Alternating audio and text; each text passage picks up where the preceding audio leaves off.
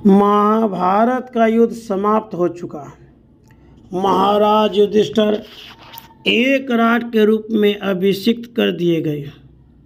अब भगवान श्री कृष्ण सुभद्रा को लेकर द्वारका लौट रहे थे।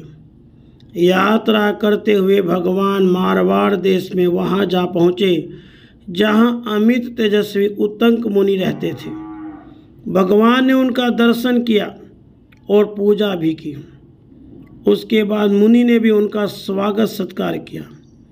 फिर कुशल प्रश्न होने लगे। अंत में जब श्री कृष्ण ने कौरवों के संहार की बात सुनाई तब मुनि क्रोध में भर गए और बोले, मधुसूदन, कौरव तुम्हारे संबंधी और प्रेमी थे। शक्ति रहते हुए तुमने उनकी रक्षा नहीं की, अतः आज मैं तुम्हें शाप दूंगा। ओह, कुरुवंश के सभी श्रेष्ठ वीर नष्ट हो गए और तुमने सामर्थ्य होते हुए भी उनकी उपेक्षा की। श्री कृष्ण बोले, भृगुनंदन, पहली मेरी बात तो सुन लीजिए।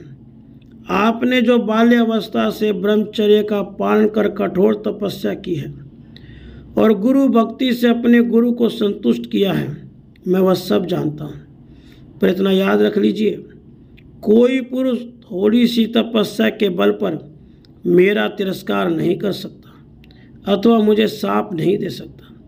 मैं आपको कुछ अध्यात्म तत्व सुनाता हूँ, उसे सुनकर पीछे आप विचार कीजिएगा।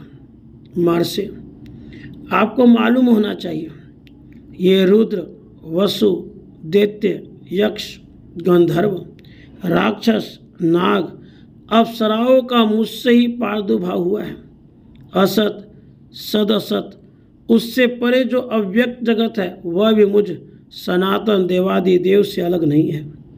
मैं धर्म की रक्षा तथा स्थापना के लिए महात्माओं के साथ अनेक बार अनेक योनियों में अवतार धारण करता हूँ।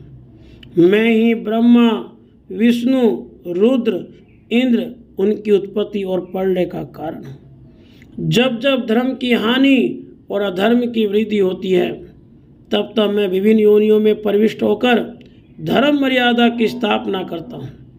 जब देव योनि में अवतार लेता हूँ तो मेरे सारे आचार व्यवहार देवदूतों के, देवताओं के समान होते हैं। गंधर्व योनि में अवतार लेने पर गंधर्वों के समान, नाग, यक्ष, राक्षस योनि में अवतार लेने पर उन योनियों के समान आचार व्यवहार का पालन करता हूँ। इस समय मैं मनुष्य रूप में प्रकट हुआ हूँ, इसलिए मैं कौरवों से दीनता